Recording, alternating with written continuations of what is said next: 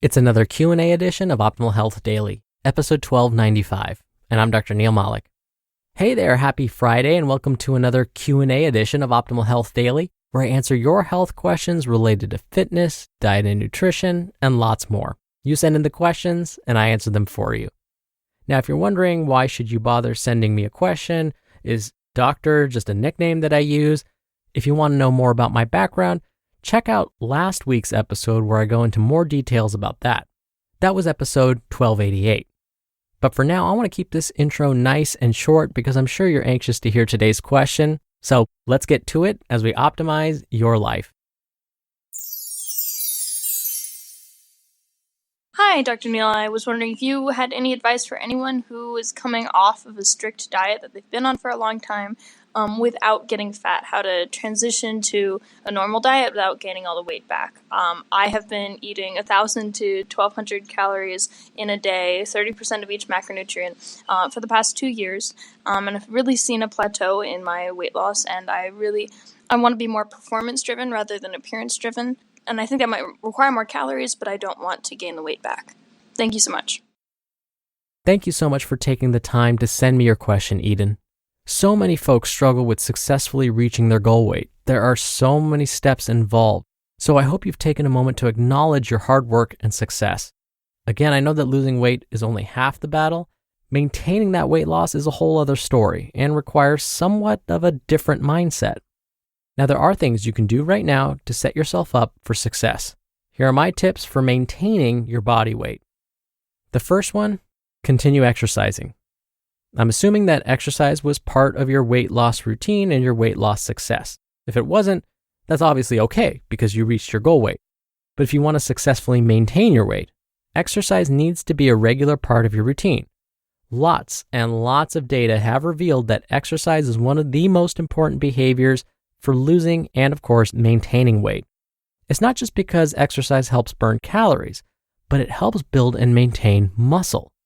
Remember, exercise affects nearly every cell in our body in a positive way from head to toe. Plus, when we lose weight, some of the weight lost is sadly in the form of muscle. It's just a natural part of the process. While we lose weight, we want to preserve that muscle, and one of the best ways to do that is exercise. More specifically, incorporate some resistance training. Better yet, if you can incorporate some high-intensity interval training, also known as HIIT, and some resistance training, that would be ideal. I should mention also that when we lose weight, there's less of us to go around. As a result, our bodies don't have to burn as many calories all the time. This is called adaptive thermogenesis. Exercise will help increase the number of calories we burn. Therefore, adaptive thermogenesis won't be as big of an issue. Next, surround yourself with those that support you. These are folks that are aware of your weight loss efforts and don't try and sabotage all of the progress you've made. Ideally, they perform the same healthy behaviors that you hope to continue incorporating as part of your new lifestyle. Hopefully, they too exercise regularly. They too plan their meals. They watch their portions. All of the stuff I rant about on this podcast. Next, eat right. So with regards to your food intake, before I even get there, let's talk about setting you up for success. By now, you probably know which foods may be quote-unquote problem foods, the foods you maybe turn to when you're craving something sweet but aren't really hungry, or maybe foods that you might overindulge in. If you're like me, it's pizza, french fries, and donuts. But one of the best things you can do is to simply hide those foods. You don't have to waste food and throw out these quote-unquote problem foods in the garbage, but simply removing them from sight will be enough to change your behavior. You can keep them on the very top shelf of your pantry or cupboard and in the back behind other foods.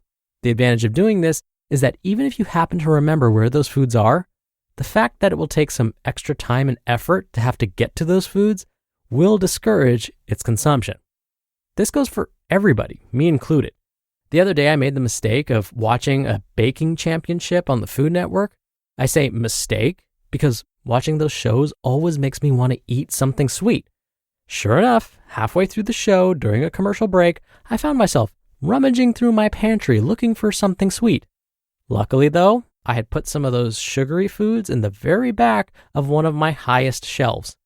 I actually have to get out a step stool to reach these snacks, Once I realized that I would have to go to the garage, grab the step stool, then rummage through the top shelf of the pantry to find these sweet treats, I thought to myself, forget it, it's not worth the effort, and gave up. So instead, I ended up walking away and grabbing a glass of water instead. It worked like a charm. The same idea can work to your benefit too. Next, show the right foods. Let me give you an example. I've talked about this many times before, but to repeat it, why does Amazon.com make it so easy for you to purchase products you find on their site? Think about it. They now have things like one-click ordering. With one tap or one click, you can order whatever you want.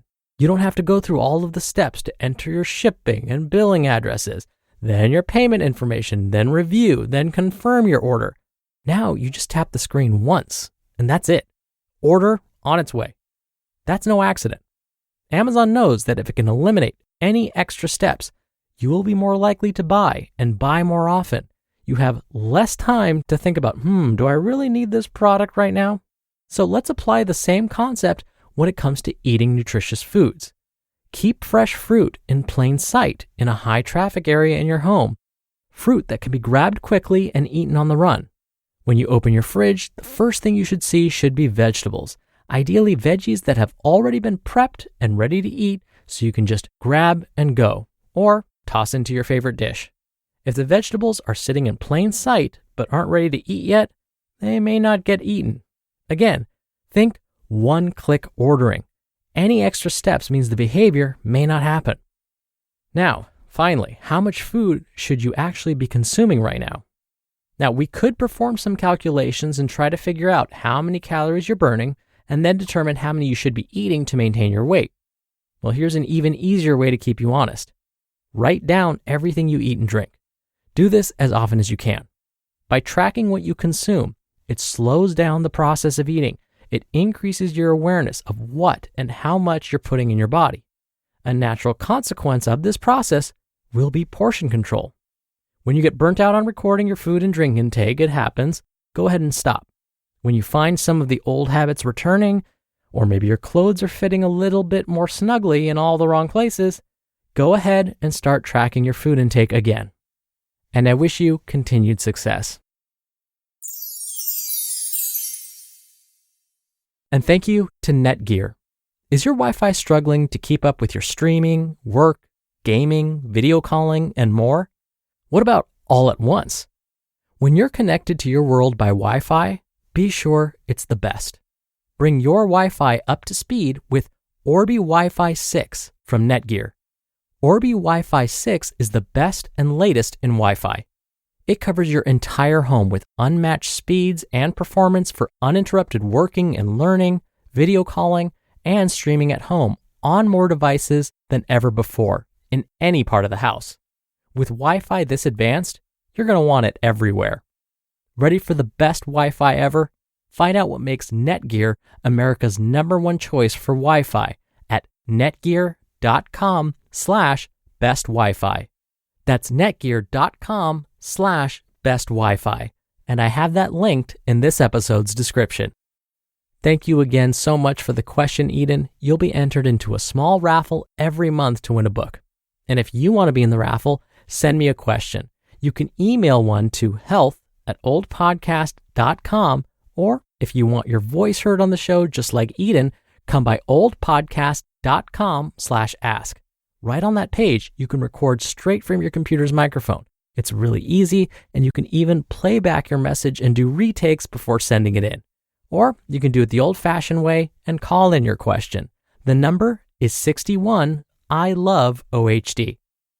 All right, that's it for today. Thank you so much for listening every day. Thank you for listening all the way through. I hope you have a wonderful start to your weekend, and I'll see you back here tomorrow where your optimal life awaits.